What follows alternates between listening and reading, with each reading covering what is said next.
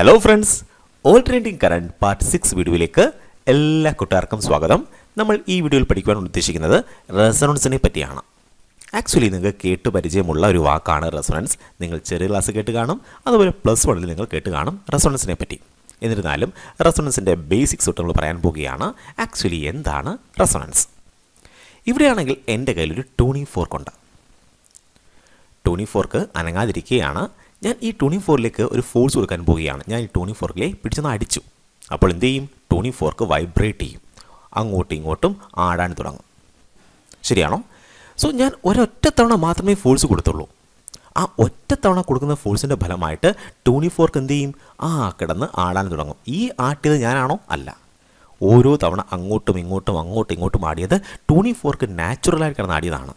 അങ്ങനെയെങ്കിൽ ഈ ഫ്രീക്വൻസി വിളിക്കുന്ന പേരാണ് നാച്ചുറൽ ഫ്രീക്വൻസി. സോ എന്താണ് നാച്ചുറൽ ഫ്രീക്വൻസി എന്ന് പറയുന്നത്? എക്സ്റ്റേണൽ ഫോഴ്സിൻ്റെ സഹായമില്ലാതെ ഒരു വസ്തു കിടന്ന് ഓസിലേറ്റ് ചെയ്യുന്നെങ്കിൽ, ആടുന്നെങ്കിൽ അതിൻ്റെ ഫ്രീക്വൻസി വിളിക്കുന്ന പേരാണ് നാച്ചുറൽ ഫ്രീക്വൻസി. സോ നിങ്ങൾ പറയും ഇവിടെ എക്സ്റ്റേണൽ ഫോഴ്സ് ഉണ്ട് എന്ന് പറയും. നോക്ക്, ഞാനാണെങ്കിൽ ഒരൊറ്റ തവണ മാത്രമേ ഇതിനകത്ത് ആ ഒരു ഫോഴ്സ് കൊടുത്തുള്ളൂ. അടുത്ത തവണയാണ് കിടന്ന് ആടിയത് ആരാണ്? ഇവൻ സ്വയമേ കിടന്ന് ആടിയതാണ്. സോ ഇതിനെ എക്സൈറ്റ് ചെയ്യിക്കണം, അതിന് വേണ്ടി ഞാൻ അടിച്ചു. അപ്പോൾ ഓരോ തവണയും അടിക്കേണ്ടി വന്നോ? ഇല്ല. ഒരൊറ്റ തവണ മാത്രമേ അടിച്ചുള്ളൂ, ബാക്കി കിടന്ന് ആടിയതാണ്. സോ ആ ഫ്രീക്വൻസി എന്ന് പറയുന്നത് നാച്ചുറൽ ഫ്രീക്വൻസിയാണ്. ഇനി നിങ്ങൾ ഡെസ്കിൽ അടിച്ച് നോക്ക്. ഡെസ്കിൽ അടിച്ചു കഴിഞ്ഞാൽ ഇതുപോലെ സൗണ്ട് കേൾക്കും. നിങ്ങൾ ഒറ്റ തവണ മാത്രമേ അടിച്ചുള്ളൂ ഡെസ്കിലേക്ക്. ആ ഡെസ്ക് കിടന്ന് വൈബ്രേറ്റ് ചെയ്തതിൻ്റെ ഫലമായിട്ട് നമ്മൾ സൗണ്ട് കേൾക്കും. സോ നിങ്ങൾ കൈകൾ കൂട്ടി അടിക്കുമ്പോൾ സൗണ്ട് കേൾക്കും. നമ്മുടെ വോക്കൽ കോഡിൻ്റെ വൈബ്രേഷൻ മൂലം സൗണ്ട് കേൾക്കും. അതാണ് ശബ്ദം എന്ന് പറയുന്നത്, നമ്മൾ ഉണ്ടാക്കുന്ന സൗണ്ട് എന്ന് പറയുന്നത്. സോ ഇതൊക്കെ നിങ്ങൾക്ക് കേട്ട് പരിചയമുള്ള സൗണ്ടാണ്. ഒരു സ്പൂൺ തറയിൽ വീഴുകയാണ്, അപ്പോൾ നിങ്ങൾ പെട്ടെന്ന് പറയും ഒരു പ്ലേറ്റ് അല്ലെങ്കിൽ സ്പൂണ് തറയിൽ വീണെന്ന് പറയും. ശരിയല്ലേ? ഒരു മെറ്റൽ തറയിൽ വീണെന്ന് പറയും. അല്ല, ഒരിക്കലും നിങ്ങൾ പറയത്തില്ല കൈ കുട്ടിയെന്ന് പറയത്തില്ല. സോ ഇതൊക്കെ നമുക്ക് അറിയാം. ആ സൗണ്ട് നമുക്ക് സുപരിചിതമാണ്, നമുക്കറിയാം ആ സൗണ്ട് എന്താണെന്ന്. സോ വസ്തുക്കൾ അതിൻ്റെ നാച്ചുറലായിട്ട് കിടന്ന് വൈബ്രേറ്റ് ചെയ്യുന്ന സൗണ്ട് എല്ലാം നമുക്ക് പരിചയമുണ്ട്. ഇനി നോക്ക്, ഞാൻ ഈ വൈബ്രേറ്റ് ചെയ്ത ട്യൂണിംഗ് ഫോർക്കിനെ എടുത്തിട്ടാണെങ്കിൽ ഡെസ്കിലേക്ക് കൊണ്ടുവെക്കാൻ പോവുകയാണ്. സോ ഞാൻ ഡെസ്കാണ്.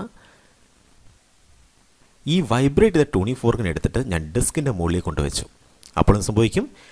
ഈ ട്യൂണിംഗ് ഫോർക്കിൻ്റെ വൈബ്രേഷൻ ആർക്ക് കൊടുക്കും? ഡെസ്കിന് കൊടുക്കും.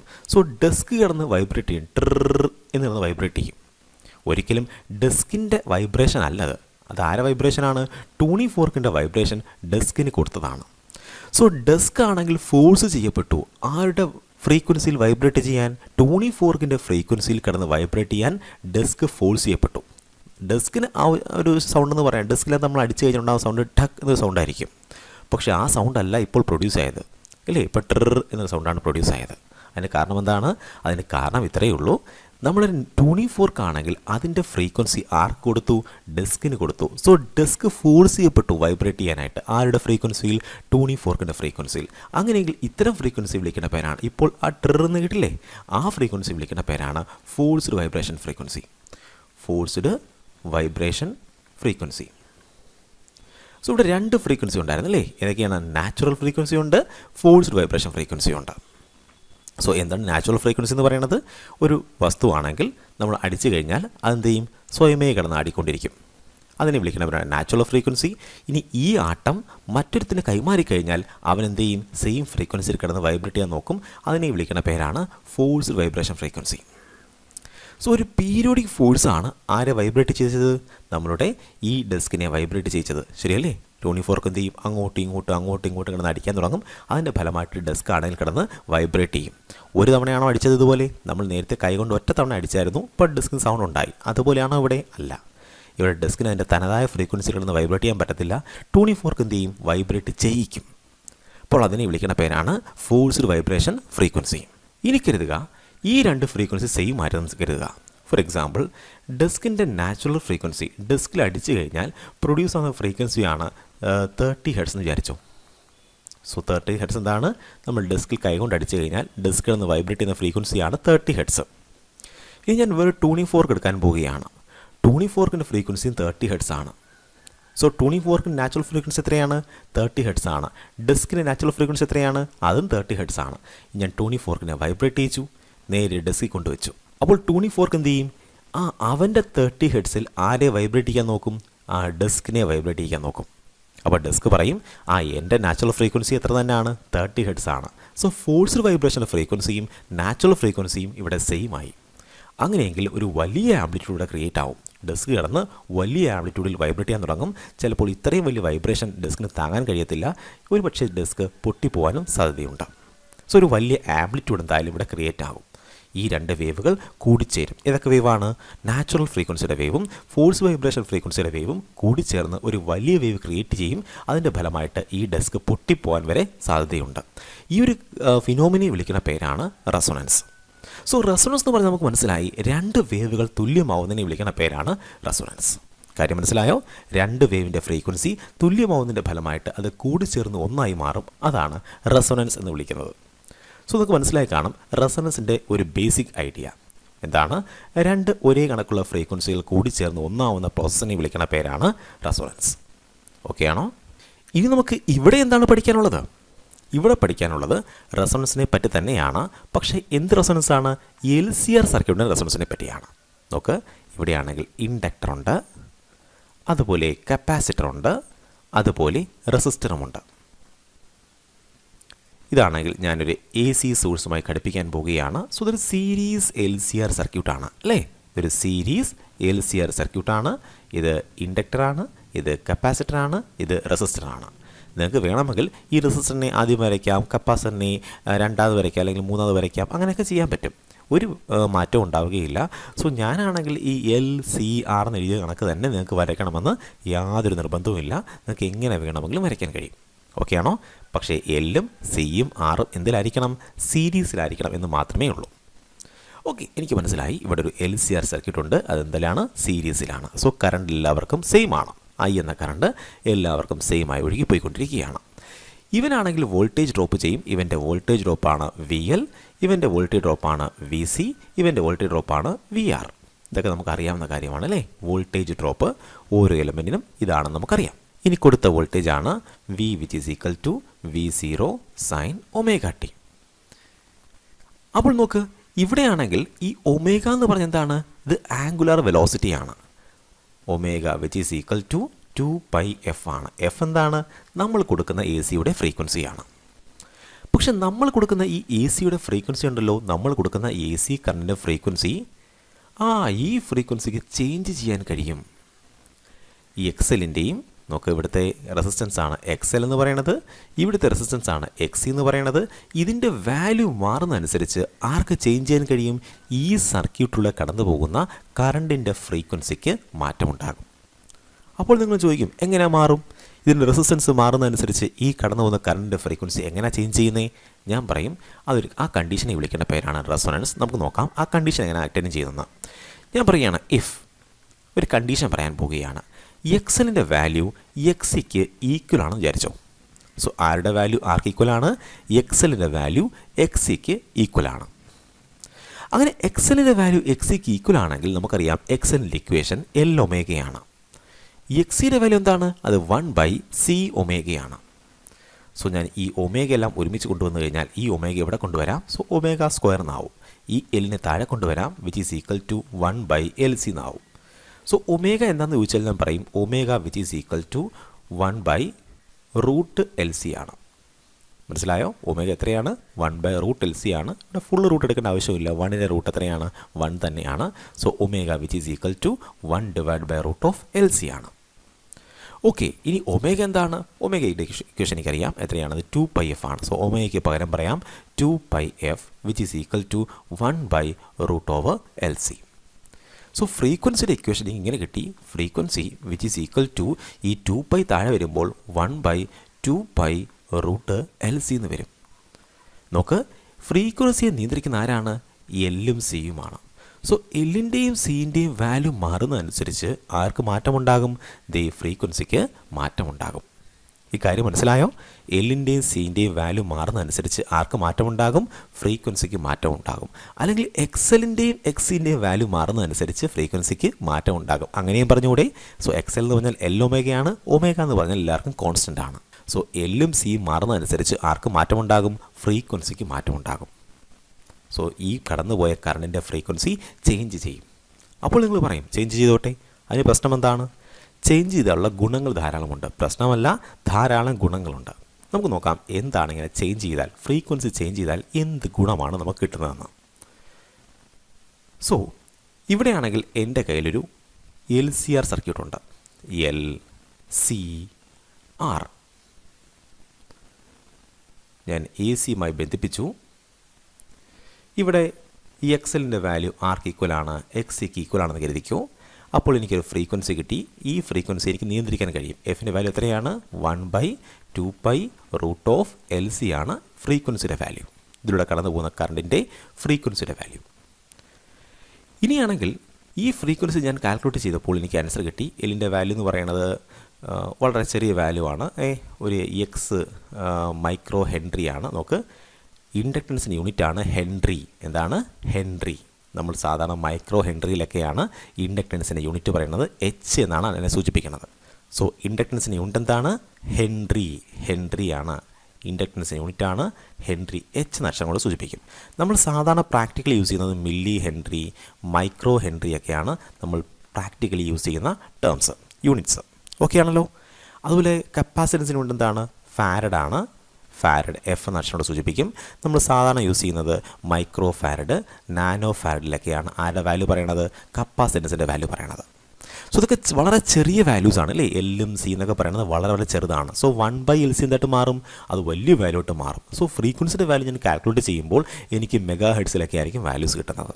ഫോർ എക്സാമ്പിൾ ഞാൻ പറയുകയാണ് 89.3 മെഗാ ഹെർട്സ്. സോ എനിക്കൊരു വലിയ വാല്യൂ കിട്ടി. ഫ്രീക്വൻസി ഞാൻ കാൽക്കുലേറ്റ് ചെയ്തു. എല്ലിൻ്റെ വാല്യൂം സിൻ്റെ വാല്യൂ ഒക്കെ ഇട്ട് കൊടുത്തപ്പോൾ എനിക്ക് ഫ്രീക്വൻസിയുടെ വാല്യൂ കിട്ടി 89.3 മെഗാ ഹെർട്സ് വാല്യൂ കിട്ടി. അതായത് ഇപ്പോൾ ഈ സർക്യൂട്ടിലൂടെ പോണ കറണ്ടിൻ്റെ ഫ്രീക്വൻസി എത്രയാണ്? 89.3 മെഗാ ഹെർട്സ് ആണ്. ഇനി ശ്രദ്ധിക്കുക, ഇവിടെ ഒരു റേഡിയോ ബ്രോഡ്കാസ്റ്റിംഗ് സ്റ്റേഷൻ ഉണ്ടായിരുന്നു. ഇവിടെ ബ്രോഡ്കാസ്റ്റിംഗ് സ്റ്റേഷൻ ഉണ്ടായിരുന്നു. ഉണ്ടോ? ഒരു ആകാശവാണി നിലയമുണ്ടായിരുന്നു, കേന്ദ്രമുണ്ടായിരുന്നു. അവരാണെങ്കിൽ റേഡിയോ ഫ്രീക്വൻസി അയക്കുകയാണ് അന്തരീക്ഷത്തിലേക്ക്. അതും 89.3 മെഗാ ഹെർട്സ് ആണെന്ന് വിചാരിച്ചു. കണ്ടോ? ഇവിടെയാണെങ്കിൽ ഒരു റേഡിയോ നിലയമുണ്ടായിരുന്നു, ഒരു റേഡിയോ സ്റ്റേഷനുണ്ട്. ഈ റേഡിയോ സ്റ്റേഷനും പ്രൊഡ്യൂസ് ചെയ്യുന്നത് എന്ത് ഫ്രീക്വൻസിയിലാണ്? 89.3 മെഗാ ഹെർട്സിലാണ് ഫ്രീക്വൻസി പ്രൊഡ്യൂസ് ചെയ്യുന്നത്. ഇനി സർക്യൂട്ടിൻ്റെ അകത്തൂടെ പോകുന്ന കറണ്ടിൻ്റെ ഫ്രീക്വൻസി എത്രയാണ്? അതും 89.3 മെഗാ ഹെർട്സ് തന്നെയാണ്. നോക്ക്, ഇവിടെ രണ്ട് ഫ്രീക്വൻസി ഒരേ കണക്ക് വന്നു അല്ലേ? ഏതൊക്കെയാണ്? റേഡിയോ നിലയത്തിൻ്റെ ബ്രോഡ്കാസ്റ്റിംഗ് സിഗ്നലിൻ്റെ ഫ്രീക്വൻസിയും അതുപോലെ നമ്മുടെ സർക്യൂട്ടിലൂടെ പോകുന്ന കറണ്ടിൻ്റെ ഫ്രീക്വൻസിയും സെയിം ആയിട്ട് വന്നു. അപ്പോൾ സംഭവിക്കും, ഞാൻ നേരത്തെ പറഞ്ഞു, രണ്ട് ഫ്രീക്വൻസി ഒരേ കണക്ക് വന്നു കഴിഞ്ഞാൽ അതെന്ത് ചെയ്യും? ആ രണ്ട് ഫ്രീക്വൻസി ഇഴുകി ചേർന്ന് ഒന്നാവാൻ നോക്കും. ഒരിക്കലും ഈ കറണ്ടിനാണെങ്കിൽ തിരിച്ച് റേഡിയോ സ്റ്റേഷൻ അങ്ങോട്ട് പോകാൻ കഴിയത്തില്ല.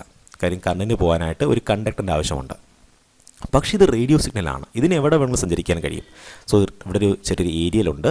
ഞാനിവിടെ ചെറിയൊരു കമ്പി ഇങ്ങനെ വെച്ചിട്ടുണ്ട്. അപ്പോൾ ഈ കമ്പിയിൽ ആരും തട്ടും, ഈ ഫ്രീക്വൻസി ഒന്ന് തട്ടും. തട്ടിക്കഴിഞ്ഞാൽ സംഭവിക്കും, ഈ ഏരിയ എന്ന് പറഞ്ഞാൽ ജസ്റ്റ് ഒരു കമ്പിയാണ്. ഈ കമ്പി ഇങ്ങനെ വെച്ചേക്കുകയാണ്, നമ്മുടെ സർക്യൂട്ടിൽ കമ്പി ഇങ്ങനെ വെച്ചേക്കുകയാണ്. അപ്പോൾ നേരെയാണെങ്കിൽ ഈ റേഡിയോ ഫ്രീക്വൻസി ആരിലും തട്ടും? ഈ കമ്പിയിൽ വന്ന് തട്ടും.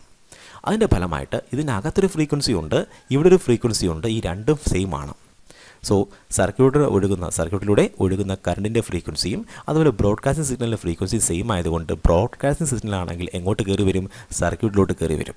അതിൻ്റെ ഫലമായിട്ട് ഇവിടെ സ്പീക്കർ ഉണ്ടെങ്കിൽ ആ സ്പീക്കർ ബ്രോഡ്കാസ്റ്റിംഗ് സിഗ്നലനുസരിച്ച് വൈബ്രേറ്റ് ചെയ്യും. സോ നമുക്ക് സൗണ്ട് പുറത്ത് കേൾക്കാം. മനസ്സിലായോ? ഇതിനെ വിളിക്കുന്ന പേരാണ് നമ്മുടെ റേഡിയോ. സോ റേഡിയോ വർക്ക് ചെയ്യുന്നത് എങ്ങനെയാണ്? LCR സർക്യൂട്ട് വഴിയാണ് റേഡിയോ വർക്ക് ചെയ്യുന്നത്. നോക്ക്, ഇവിടെയാണെങ്കിൽ രണ്ട് ഫ്രീക്വൻസി ഈക്വലായി. ശരിയല്ലേ? രണ്ട് ഫ്രീക്വൻസി ആരൊക്കെയാണ് ഈക്വലായത്? റേഡിയോയുടെ ബ്രോഡ്കാസ്റ്റിംഗ് സിഗ്നലിൻ്റെ ഫ്രീക്വൻസിയും അതുപോലെ നമ്മൾ സർക്യൂട്ടിലൂടെ LCR സർക്യൂട്ടിലൂടെ കടന്നുപോയ കറണ്ടിൻ്റെ ഫ്രീക്വൻസിയും സെയിമായി. അതുകൊണ്ട് ഈ ബ്രോഡ്കാസ്റ്റിംഗ് സിഗ്നൽ എവിടെ വന്ന് കയറും? നമ്മുടെ സർക്യൂട്ടിൽ വന്ന് കയറും. അങ്ങനെ നമ്മുടെ സർക്യൂട്ടിലെ സ്പീക്കർ എന്ത് ചെയ്യും? വൈബ്രേറ്റ് ചെയ്യും. ആരുടെ ഫ്രീക്വൻസിയിൽ? നമ്മുടെ ബ്രോഡ്കാസ്റ്റിംഗ് സിഗ്നലിൻ്റെ ഫ്രീക്വൻസിയിൽ വൈബ്രേറ്റ് ചെയ്യും. സോ നമ്മൾ പാട്ട് കേൾക്കും. അപ്പോൾ ഇങ്ങനെയാണ് റേഡിയോ സിഗ്നലിനെ റിസീവ് ചെയ്യുന്നത്. സോ LCR സർക്യൂട്ടിന് വേറെ പേരുമുണ്ട്, ട്യൂണിംഗ് സർക്യൂട്ട്. സോ എന്താണ് ട്യൂണിംഗ് സർക്യൂട്ട് എന്ന് പറയുന്നത്? നോക്ക്, ഇവിടെയാണെങ്കിൽ വ്യത്യസ്തങ്ങളായ സിഗ്നൽസ് ഉണ്ടായിരുന്നു. 89.3 മെഗാഹെർട്സ് കാണാം, 91.3 മെഗാഹെർട്സ് കാണാം. അങ്ങനെ വ്യത്യസ്തങ്ങളായ ഫ്രീക്വൻസി അന്തരീക്ഷത്തിൽ കാണാം. നമുക്ക് ആവശ്യമുള്ളൊരു പർട്ടിക്കുലർ ഫ്രീക്വൻസിയെ മാത്രം സെലക്ട് ചെയ്യുന്ന പ്രോസസ്സിനെ വിളിക്കുന്ന പേരാണ് ട്യൂണിംഗ്. സോ ഇവിടെയാണെങ്കിൽ ഞാൻ നിൽക്കുകയാണ്. ഇവിടെ നിന്നും ഞാനൊരു സൗണ്ട് വേവ് കേൾക്കുകയാണ്, ഇവിടെ നിന്നും ഒരാൾ സംസാരിക്കുകയാണ്, ഇവിടെ നിന്നും മറ്റൊരാൾ സംസാരിക്കുകയാണ്, ഇവിടെ ഒരു കാറിൻ്റെ ഹോൺ കേൾക്കുകയാണ്. സോ എനിക്കാണെങ്കിൽ ഇത് എല്ലാം അറ്റ് എ ടൈമിലാണ് ഞാൻ റിസീവ് ചെയ്യുന്നത്. ശരിയാണോ? സോ ഞാൻ നിൽക്കുമ്പോൾ ഇതെല്ലാം സൗണ്ട് വേവ്സ് ആണ്. ഈ സൗണ്ട് വേവ്സ് എല്ലാം അറ്റ് എ ടൈമിലാണ് ഞാൻ റിസീവ് ചെയ്യുന്നത്. സോ ഇതെല്ലാം കൂടെ ക്ലാഷ് ആയിട്ട് എനിക്കാണെങ്കിൽ വ്യക്തമായി ഒന്നും കേൾക്കാൻ കഴിയത്തില്ല. പക്ഷേ അതുപോലെയാണോ ഒരു റേഡിയോ എന്ന് പറയണത്? അന്തരീക്ഷത്തിൽ ധാരാളം സിഗ്നൽസ് ഉണ്ട്. പക്ഷേ ഈ സിഗ്നൽസ് എല്ലാം അറ്റ് എ ടൈമിൽ ആര് റിസീവ് ചെയ്യുകയില്ല? ഒരു റേഡിയോ റിസീവ് ചെയ്യത്തില്ല. പിന്നെ എന്ത് ചെയ്യും? ഒരു പർട്ടിക്കുലർ ഫ്രീക്വൻസി മാത്രം സെലക്ട് ചെയ്യും. ഈ ഒരു പ്രോസസ്സിനെ വിളിക്കുന്ന പേരാണ് ട്യൂണിംഗ് എന്ന് പറയുന്നത്. സോ LCR സർക്യൂട്ടിന് മറ്റൊരു പേരുണ്ട് ട്യൂണിംഗ് സർക്യൂട്ട്. കാരണം എന്താണ്? അതൊരു പർട്ടിക്കുലർ ഫ്രീക്വൻസിയെ അന്തരീക്ഷത്തിൽ നിന്നും ട്യൂൺ ചെയ്തെടുക്കും, അല്ലെങ്കിൽ വലിച്ചെടുക്കും, റിസീവ് ചെയ്യും. മനസ്സിലായോ? അത് സഹായിക്കുന്ന ഫിനോമിനെ വിളിക്കുന്ന പേരാണ് റെസൊണൻസ്. നമുക്ക് റെസൊണൻസ് എന്ന് പറഞ്ഞാൽ പറയണം XL which is equal to XC എന്ന കണ്ടീഷനെ വിളിക്കുന്ന പേരാണ് റെസൊണൻസ്. സോ ഇവിടെയാണെങ്കിൽ നമ്മൾ ധാരാളം ആശയങ്ങൾ പറഞ്ഞു. എന്താണ് ട്യൂണിംഗ് സർക്യൂട്ട്, ഒരു റേഡിയോ എങ്ങനെയാണ് വർക്ക് ചെയ്യുന്നത്, LCR സർക്യൂട്ടിൻ്റെ ആപ്ലിക്കേഷൻ എന്താണ്, അങ്ങനെ കുറേ കാര്യം ഞാനിവിടെ ചർച്ച ചെയ്തു. ഇനിയാണെങ്കിൽ ഈ പറഞ്ഞ കാര്യങ്ങൾ, അതായത് നമ്മൾ ഇതുവരെ ചർച്ച ചെയ്ത ഇത്രയും കാര്യങ്ങൾ വെച്ച് നമുക്കൊന്ന് സമ്മറൈസ് ചെയ്യാം. സോ എന്താണ് റെസൊണൻസ്? നിങ്ങൾ എക്സാമിന് ചോദിക്കുകയാണ് എന്താണ് റെസൊണൻസ്. അപ്പോൾ നിങ്ങൾ പറയണം റെസൊണൻസ് എന്ന് പറയുന്നത് ഒരു കണ്ടീഷനാണ്. എന്ത് കണ്ടീഷനാണ്? ഒരു LCR സർക്യൂട്ടിൻ്റെ XL ആർക്ക് ഈക്വലാവും? XCക്ക് ഈക്വലാകും. ഈ ഒരു കണ്ടീഷനെ വിളിക്കുന്ന പേരാണ് റെസൊണൻസ് എന്ന് പറയുന്നത്. മനസ്സിലായോ? സോ എന്താണ് resonance? Resonance is a condition in LCR circuit where the inductive reactance equal to capacitive reactance. So ഇതാണ് നമ്മുടെ ഫസ്റ്റ് കാര്യം. റെസൊണൻസ് എന്ന് ചോദിച്ചു കഴിഞ്ഞാൽ ആദ്യം പറയേണ്ടത് എന്താണ്? XL XCക്ക് ഈക്വൽ ആവുന്ന ഈ കണ്ടീഷനെ വിളിക്കുന്ന പേരാണ് റെസൊണൻസ് എന്ന് പറയണം. ഇനിയാണെങ്കിൽ റെസൊണൻസിനുണ്ടാവുന്ന പ്രത്യേകത എന്തൊക്കെയാണ്? റെസൊണൻസ് സമയത്താണെങ്കിൽ ഒരു പർട്ടിക്കുലർ ഫ്രീക്വൻസി ജനറേറ്റ് ചെയ്യും. സോ ACയുടെ കറണ്ടിൻ്റെ ഫ്രീക്വൻസി ഒരു പർട്ടിക്കുലർ ഫ്രീക്വൻസി ആയിട്ട് മാറും. ആ ഫ്രീക്വൻസി എത്രയാണ്? F which is equal to 1/2π√LC ആണ്. ഇതിൻ്റെ ഡെറിവേഷൻ മനസ്സിലായോ? വളരെ സിമ്പിളാണ്. XL which is equal to XC എന്ന് പറയണം. അതുപോലെയാണെങ്കിൽ XLൻ്റെ വാല്യൂ എത്രയാണ്? L omega. XC എത്രയാണ്? 1/C omega. So ω² which is equal to ഈ ഒമേഗ ഇവിടെ കൊണ്ടുവരുമ്പോൾ ω² ആവും. സോ 1/LC എന്ന് കിട്ടും. ഈ L താഴെ വരുമ്പോൾ ഈ LC ഇവിടെ വരും. ശരിയല്ലേ? So omega which is equal to 1/√LC കിട്ടും. ഒമേഗ എന്ന് പറഞ്ഞാൽ 2πf ആണ്. So 2πf which is equal to 1/√LC കിട്ടും. F which is equal to 1/2π√LC എന്ന ആൻസർ കിട്ടും. സോ വളരെ സിമ്പിളായിട്ട് നമുക്ക് ഫ്രീക്വൻസിയെ ഡിറൈവ് ചെയ്യാം. ഈ ഫ്രീക്വൻസി വിളിക്കുന്ന പേരാണ് റെസൊണൻസ് ഫ്രീക്വൻസി. വിളിക്കുന്ന പേരെന്താണ്? Resonance frequency. ഇപ്പോൾ നമുക്ക് മനസ്സിലായി എന്ത്? ഒരു LCR സർക്യൂട്ടിൻ്റെ ആണെങ്കിൽ ഇത് L ആണ്, ഇത് C ആണ്, ഇത് R ആണ്. ഇങ്ങനെ LCR സർക്യൂട്ടിനകത്താണെങ്കിൽ റെസൊണൻസ് അറ്റൈൻ ചെയ്യുമ്പോൾ ഉള്ള പ്രത്യേകത എന്താണ്? XLൻ്റെ വാല്യൂ ആർക്ക് ഈക്വൽ ആകും? XCക്ക് ഈക്വൽ ആകും. അങ്ങനെയെങ്കിൽ ഇംപിഡൻസ് എത്രയായിട്ട് മാറും? ക്വസ്റ്റ്യൻ മനസ്സിലായോ? ഇംപിഡൻസ് എത്രയായിട്ട് മാറും? നമുക്കറിയാം ഇംപിഡൻസിന് ഇക്വേഷൻ എന്താണ്? Z which is equal to √XL - XC the whole square plus R². ഈ ഇക്വേഷൻ നമ്മൾ കഴിഞ്ഞ വീഡിയോയിൽ ചർച്ച ചെയ്തതാണ്. ഓർക്കുന്നുണ്ടല്ലോ ഇക്വേഷൻ? ഇംപിഡൻസ് എന്ന് പറഞ്ഞാൽ ഒരു AC സർക്യൂട്ടിൽ, പ്രത്യേകിച്ച് LCR സർക്യൂട്ടിൻ്റെ ആകെ റെസിസ്റ്റൻസിനെ വിളിക്കുന്ന പേരാണ് ഇംപിഡൻസ് എന്ന് പറയുന്നത്. അതിൻ്റെ ഇക്വേഷൻ ഇതാണ്. ഇനി ഞങ്ങൾ റെസൊണൻസ് കണ്ടീഷൻ്റെ പ്രത്യേകത എന്താണ്? XL ആർക്ക് ഈക്വൽ ആണ്? XCക്ക് ഈക്വൽ ആണ്. സോ XL XCക്ക് ഈക്വൽ ആണെങ്കിൽ ഈ ടേം എന്തായി മാറും? 0 ആയി മാറും. സോ നമുക്ക് കിട്ടും ഇത് 0 ആയി മാറി. √R². എത്രയാണ്? 6 ആണ്. സോ ഇംപിഡൻസിൻ്റെ വാല്യൂ 6 മാത്രമേ ഉള്ളൂ. അതായത് ഇംപിഡൻസിൻ്റെ വാല്യൂ എന്ത് ചെയ്യും? കുറഞ്ഞു പോകും. സോ റെസൊണൻസ് സമയത്ത് ഇംപിഡൻസിൻ്റെ വാല്യൂ വളരെ കുറവായിരിക്കും, മിനിമം ആയിരിക്കും. എത്രയാണത്? 6 ആയിരിക്കും. സോ അടുത്ത ഇമ്പോർട്ടൻറ്റ് കോൺസെപ്റ്റാണിത്. റെസൊണൻസ് സമയത്ത് XL XCക്ക് ഈക്വൽ ആകും. റെസൊണൻസ് സമയത്ത് ഒരു പർട്ടിക്കുലർ ഫ്രീക്വൻസി ഉണ്ടാവും. അതുപോലെ റെസൊണൻസ് സമയത്ത് ഇംപിഡൻസിൻ്റെ വാല്യൂ കുറയും, അത് മിനിമം ആയിട്ട് മാറും. സോ ഇംപിഡൻസിൻ്റെ വാല്യൂ മിനിമം ആണെങ്കിൽ കറണ്ടിൻ്റെ വാല്യൂ എന്തായിട്ട് മാറും? കറണ്ടിൻ്റെ വാല്യൂ മാക്സിമം ആയിട്ട് മാറും. കാരണം റെസിസ്റ്റൻസിൻ്റെ വാല്യൂ വളരെ കുറവാണല്ലേ, ഇതിൻ്റെ എഫക്റ്റ് ഒന്നുമില്ല, പിന്നെ റെസിസ്റ്റൻസ് മാത്രമേ ഉള്ളൂ. അതുകൊണ്ട് ഇംപിഡൻസിൻ്റെ വാല്യൂ മിനിമം ആയിരിക്കും. സോ കറണ്ടിൻ്റെ വാല്യൂ മാക്സിമം ആയിരിക്കും. ഇനി കറണ്ടിൻ്റെ വാല്യൂ എത്രയാണ്? നമുക്കറിയാം I which is equal to, അല്ലെങ്കിൽ maximum current which is equal to maximum voltage divide by resistance ആണ്. റെസിസ്റ്റൻസ് എത്രയാണ് ഇവിടെ? 6 ആണ്. So V0 divide by R ആയിരിക്കും മാക്സിമം കറണ്ടിൻ്റെ വാല്യൂ. മനസ്സിലായോ? ഇനി ഫേസ് ഡിഫറൻസ് ആണെങ്കിലോ? നമുക്ക് ഫേസ് ഡയഗ്രാം നോക്കാം. ഫേസ് ഡയഗ്രാം നോക്കി നമുക്ക് മനസ്സിലാവും. നമ്മൾ ഫേസ് ഡയഗ്രാം ഇങ്ങനെയാണ് വരച്ചത് അല്ലേ? ഇത് I ആയിരുന്നു, ഇത് VR ആയിരുന്നു, ഇത് മുകളിലോട്ട് VL ആണ്, താഴേക്ക് VC ആണ്. ഇനി നോക്ക് VLൻ്റെ വാല്യൂ എത്രയാണ്? VL എന്ന് പറയുന്നത് I × XL ആയിരുന്നു. അതുപോലെ വി സി എന്ന് പറയുന്നത് ഐ ഇൻറ്റു എക്സ് സി ആണ്. സോ എക്സ് എല്ലും എക്സ് സിയും ഇവിടെ ഈക്വൽ ആണ്. കറണ്ട് എല്ലാവർക്കും ഒരുപോലെയാണ്. അതായത് വി എൽ എന്ന് പറയുന്നത് ആർക്ക് ഈക്വൽ ആയിരിക്കും? വി സിക്ക് ഈക്വൽ ആയിരിക്കും. സോ ഇവൻ്റെ വോൾട്ടേജ് ഡ്രോപ്പും സെയിം ആണ്. അപ്പോൾ ഈ രണ്ട് വെക്ടർ എന്ത് ചെയ്യും? ക്യാൻസലായി പോകും. പിന്നെ ആര് മാത്രമേ ഉള്ളൂ? നമ്മളുടെ കറണ്ട് വെക്ടർ ഇങ്ങനെ പോകും, ഐ വെക്ടർ ഇങ്ങനെ പോകും, അതുപോലെ വി ആർ വെക്ടർ ഇങ്ങനെ പോകും. സോ ഇവിടെയാണെങ്കിൽ കറണ്ട് വെക്ടറും വോൾട്ടേജ് വെക്ടറും നമ്മളുണ്ടാക്കുന്ന ആംഗിൾ എത്രയാണ്?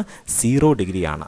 സോ നമ്മൾ പറയും ഫേസ് ഡിഫറൻസ് ഫൈൻ്റെ വില എത്രയായിട്ട് മാറും? 0 ആയിട്ട് മാറും.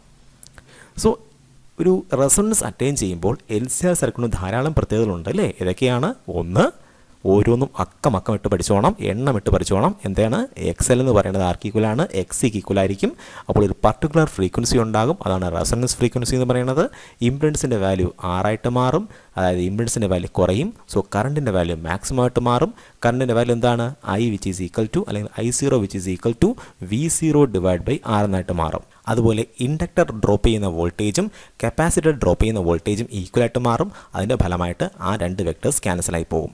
പിന്നെ ഫേസ് ഡയഗ്രം എന്ന് പറയാനായിട്ട് ആര് മാത്രമേ ഉള്ളൂ?